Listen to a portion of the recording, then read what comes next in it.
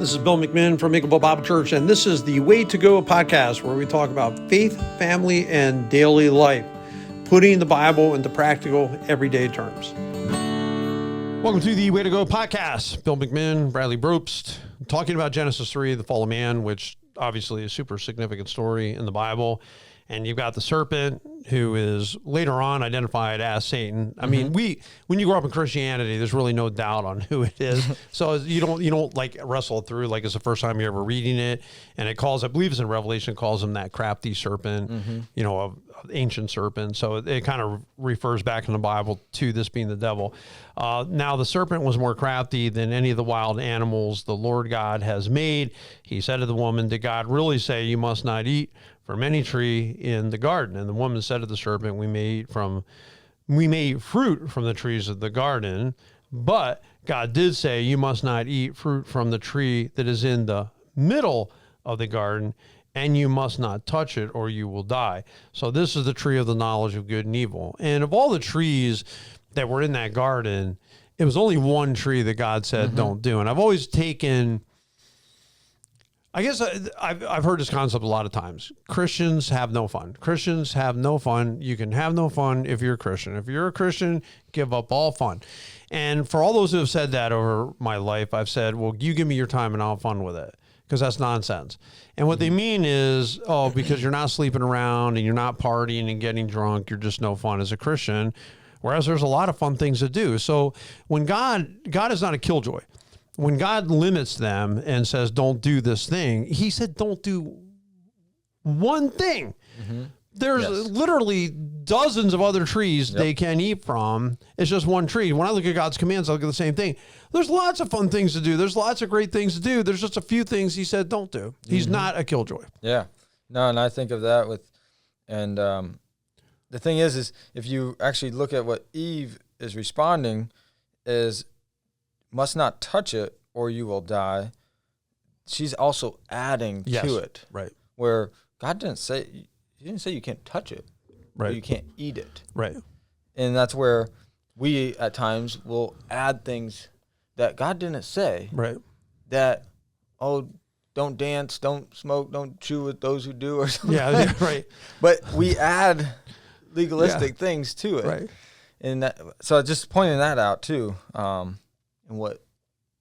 No, I would agree. We add to it, and there's, I've been in churches where in college they would add these rules, and then you start realizing, but that's not what the Bible said. And so some guy, he comes to church and he went to like a real conservative, and we are, like, if you ask me, is Makeable Bible Church a conservative Bible believing church? I would say absolutely. He goes, well, my church thinks you're going liberal. I said, not because we are changing the word of God. Like, we stand strong on the word of God. The only reason they would say that is because we're not adopting their man-made rules. They have man-made rules. And yes, from their perspective, because we do not adhere to their man-made rules of, and this is what it was when I was right after I got married in my wife's church, don't play with playing cards. Don't go to movies. Don't dance, don't drink, don't smoke. And I would say today, like, smoking is not good for you. Like, I'm not, I don't put a moral thing to it. I just say it's not healthy. Don't do it. You shouldn't do it. Don't smoke. That's what I'm saying. But I don't look at it from the same way that they looked at it. Like, that's a spirituality. Like, I'm more spiritual. I don't look at myself. If somebody smokes or doesn't smoke, I don't look at your spirituality or my spirituality being connected to that. Or if you went to a movie and I didn't, you watch this kind of show, I didn't, you listen to Christian music all day, I listen to secular music. I'm not thinking, well, oh, you listen to Christian music, so you're more spiritual than the person. I don't gauge spirituality that way. Yeah. So that's the first thing I'd like to point out, but also too, and then in his response, if you don't mind me going over verse 4. No, please. You will not certainly die, the serpent said to the woman. For God knows that when you eat from it, your eyes will be opened, and you will be like God, knowing good and evil. Right. And I think the next thing here is just the point that there's some truth to that, but 80% truth, 20% lie, it's still all a lie. Right. So it doesn't matter. So we also have to know our Bible, know truly what God said to know, decipher if that what someone's saying is a lie or. Well, even from the start, he's trying to make God look bad. Even at the first question, did God really say you can't eat from any of the trees in the garden? You can't do anything. Did God really say you can't do anything? You can't eat from any of them? No, he didn't say that. He said this. At least she knew what he said, right? So, that was communicated to her. And I think of that with kids too. Then you're going to die. Here's the fact. He did say they would die if they ate from that. Yes. You are going to bring death upon you. And then Satan denies it, which is what I think you're getting at, right? I mean, he goes, you won't die. Yeah. Yeah. He's denying it. But I also think of that with kids too. How many times my kids might say to me, you never let me do that. That's not true. Right. Like they take it to an extreme. And then same with their friends. Oh, your dad won't ever let you do anything. Right. And there's certain things that we as a family are not going to do, but there's plenty of things. Right. Just as he's trying to trick Eve, their friend might be trying to pull them into doing something but your dad never lets you do anything. Right. Yeah, because they're just trying to make it look silly and stupid. Because one of the issues, if you have, they had one rule: don't eat from the tree of the knowledge of good and evil. Like they had it really simple. We like to make more rules. And sometimes what happens, if you give a kid too many rules that don't really have anything, they're just rules for rules' sake, they're going to start thinking every rule is stupid. And that's what happened to me when I was in Christian school. It's like they had so many rules. Oh, don't turn around. Don't tap somebody. It was so unbelievable. I started getting the attitude, every rule is stupid because I had so many rules. Well, that wasn't right either. Like my thinking also wasn't right at that time. That every rule is stupid. No, not every rule is just, but they did have dumb rules. So I've always tried to encourage parents, just make it simple. Like Jeremiah the Rechabite, was that his name? Where they had all the family for years. They lived in tents. They didn't drink wine, didn't make vineyards or really settle down anywhere. They followed the rules for like 200 years, something like that. But they were simple. Like it was a very simple set of rules. Like this defines us as a family. It's boom, boom, boom. I would try to tell parents, don't have a ton of rules. Well, God doesn't have a ton of rules. No. He just had that one thing. And I think for we as Christians, we need to realize that. But to deny the consequences is really a serious problem because you can't. You look at wisdom in the Bible, right? So wisdom in Proverbs laid out beautifully, and I'm teaching that on Wednesday nights right now, so getting lots of chance to look at it and really think about it. Hey, if you choose not to listen to wisdom and you want folly, you are going to die. You are going to have hard times and calamity. It's not going well for you. If you listen to wisdom, things are going to go a lot better, and you'll have a longer life, so on and so forth. I like that because that's honoring consequences. Like typically do the right thing. There's good comes. And if somebody goes, I did the good thing, bad comes, I'm like, keep doing the good thing, keep doing the good thing. You keep planting good seeds. You're going to get a good harvest. So to deny consequences or to even kid ourselves that we could do something that aren't going to be, you know what? No one's going to catch me. No one's going to know about it. So it could be, you could talk yourself into pornography or adultery or lying or greed or stealing or anything. Well, they're not going to know, or somehow I deserve it. There's not going to really be consequences. That's nonsense. Even from the reaping, sowing principle, if no one does know it, there's still consequences for what you do.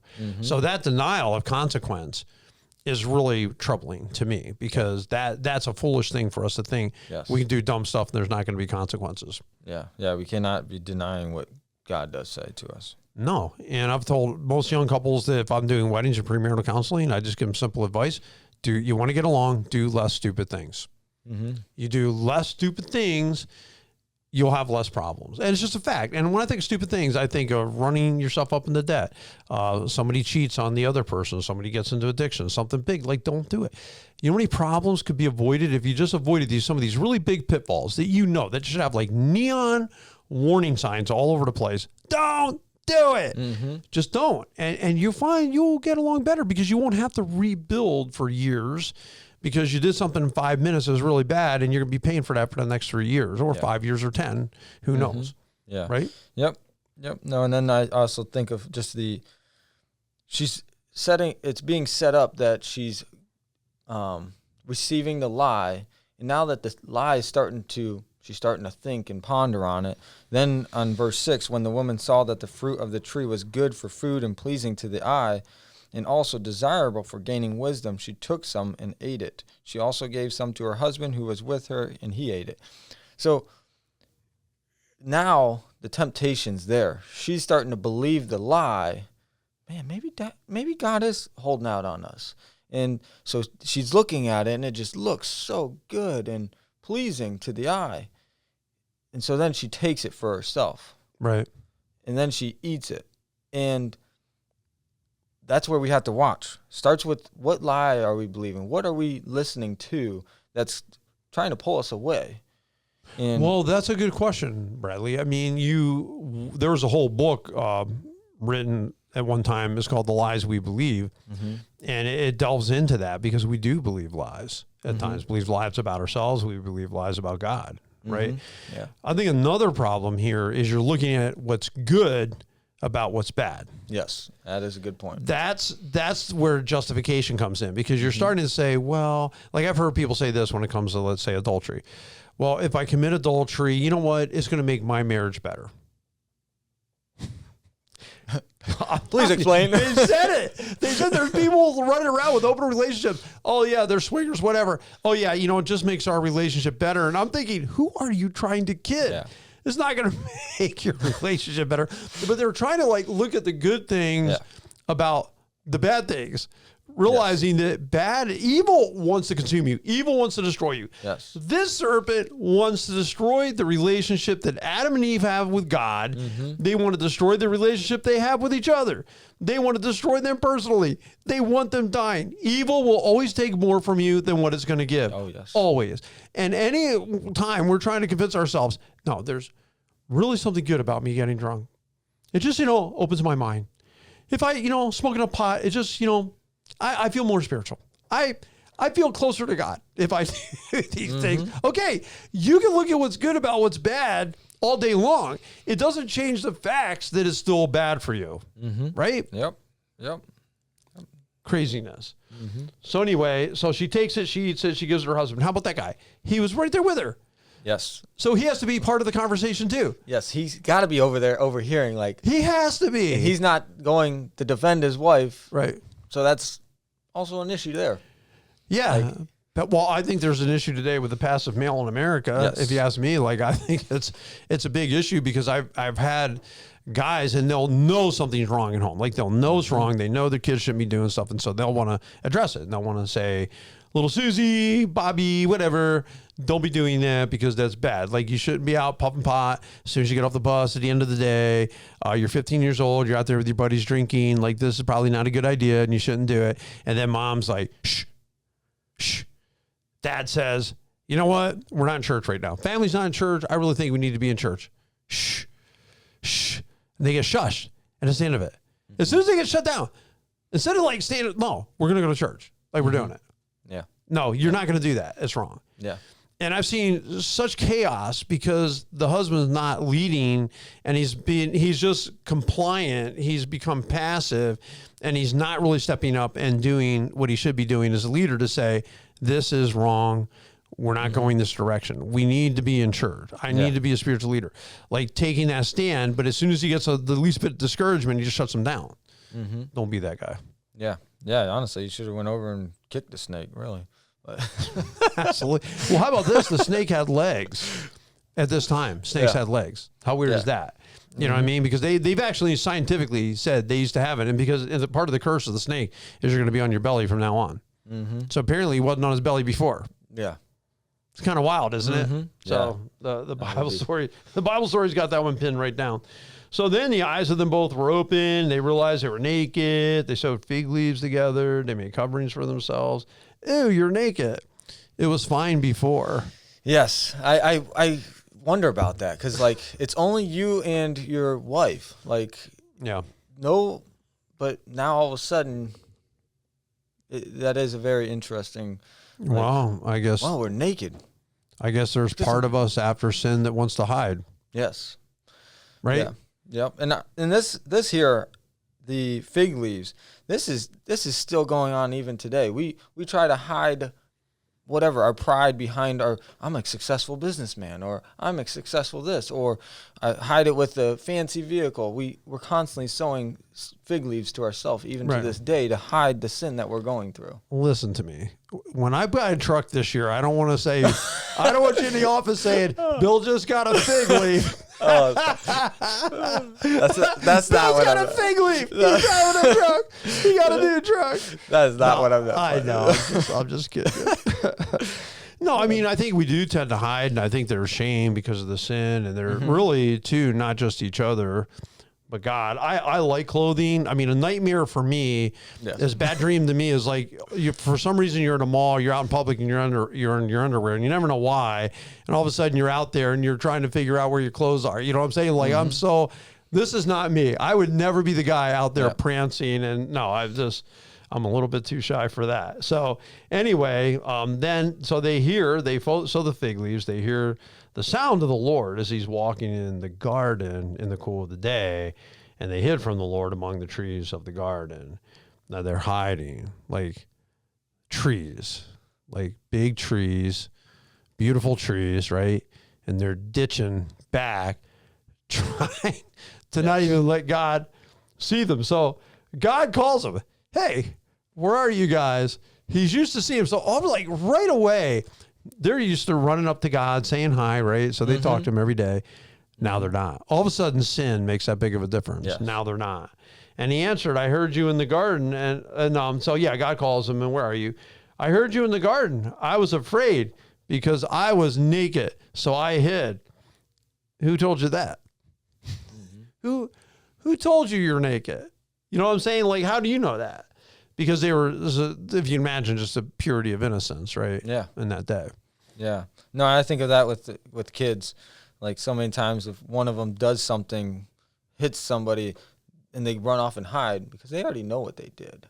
They know. We have that built into our conscience. Like, I shouldn't be hitting my sister or my brother. And they go and hide and come here. Right. And then they come around like a sad puppy. Yeah. Like, you already know what you did. And it's clearly. Just think about what's going to be going on between them when you're not around. Yeah. How many times they're going to be beating on each other, throwing rocks at each other, just like me and my brothers did. Oh, yeah. It was pretty unbelievable, the stuff that we would do to each other. And we all survived it, and we'll laugh about it today. Yeah. You know what I'm saying? But yeah, that's a fact. So, but anyway, have you eaten from the tree that I commanded you not to eat from? The man said, the woman you put here with me, she gave me some of the fruit from the tree, and I ate it. It's not my fault. It's her fault. And blame shifting is a natural consequence of sin. We tend to blame shift. It's a natural tendency, whether you'd consider defensiveness. It's just we want to blame someone else. Typically, like first response, who can we point the finger at? Yeah. And the best thing we do when we do something wrong is just say, hey, that's on, I own that one. All right. That's on me. Yeah. I own it. Mm-hmm. Yeah. And I just think of that because, we so quickly, like we'll use adultery as an example. Hey, you're not helping me in this area. I found the woman that does. You're the reason why. It's because you weren't helping me in this area. And they'll blame it on them, and that's wrong. That's wrong. It is wrong. Clearly, what he's doing here is he's blaming the woman, even though he was there for the whole conversation. He was there the whole time, and he still had a choice. He could have said, no, I'm not going to eat that. Like, I know what God said, but he allowed the influence to go on. Well, I think sadly sometimes, too, I mean, spouses will blame themselves, too. Like, they'll take the blame and wonder what was wrong with them. Like if somebody cheats on what was wrong with me. And then they question and they wonder about it, where they got to realize at times just because that happened doesn't mean there's anything wrong with you at all. And some people do things because they choose to do it and they got caught up in sin and it didn't make sense. It doesn't mean you did something. But back to blame shifting, just avoid it. That's all I would say. Is like the woman did it. Then God says to the woman, what have you done? The woman says, serpent deceived me. I ate it. Serpent's fault. So then God starts laying out the curses. Cursed are you above livestock. You're on your belly now. You need dust. And basically somebody's going to come someday in verse 15 and crush your head. And you're going to strike his heel. And a lot of people believe that's a redemption verse talking about Jesus Christ on the cross. crushing the head of Satan. The woman, I'm going to make pains in child is bearing very severe, and your desire will be for your husband. He will rule over you. And I think about that a lot of times in my experience, and I know we could argue it's just anecdotal, but I do believe that women truly have a deep desire for their man, typically. Mm-hmm. Desire to spend time with him, desire to connect with him, desire to talk to him, to have companionship, right? Mm-hmm. Like they truly desire him, and the guy's out earning his bread by the sweat of his brow and is out. You know what I'm saying? You can see the natural tendency of the curse to, wow, she's desiring him, but now he's out working harder than normal, and maybe she doesn't get as much time with him. Yeah. I've seen that happen. Mm-hmm. Yeah. And then the man, what's his curse? The man is, because you listened to your wife and ate fruit from the tree about which I commanded you, you must not eat from it. Cursed be the ground, because through painful toil you will eat food from it all the days of your life. It will produce thorns and thistles for you, and you will eat the plants of the field. By the sweat of your brow you will eat your food until you return to the ground. Right. Sweat of your brow, baby. Yeah, and I think of that just coming in. We're coming out. We're going to be going into spring here, and back to, if I don't mow that grass and I let it go for a month, I'm going to have a lot more work, and it's a constant. The recent springs have been more, if you don't mow every 5 days, you're not keeping up. Yeah. So sometimes you're mowing twice a week. Until you get into that, maybe it dries out a little bit towards July. Yeah. Then you're not mowing as much. But it seems like it's been screaming. But I think of mosquitoes. Yeah, that's a curse. I don't itch mostly. August mosquitoes make me itch. I don't know why. Other mosquitoes, other times of year, they can bite me. I don't itch. They're around, so I'm not menaced by them as much as other people are. But I think of that. Flies, I can't stand flies. I hate flies. Mm-hmm. I hate flies buzzing around my head. I hate hearing them. I hate them being in the room. Like if you're trying to sleep and a fly happens to get in there, first thing in the morning, it's like, and then curse. It's like, that's what happened to us. We got thorns, prickers, weeds, all kinds of stuff coming up there. That man wasn't dealing with before. Life got harder with sin, and life does get harder with sin. It's better to live on the right track. Great passage. We appreciate you tuning in to listen to it, and we hope that you have a truly, truly blessed week.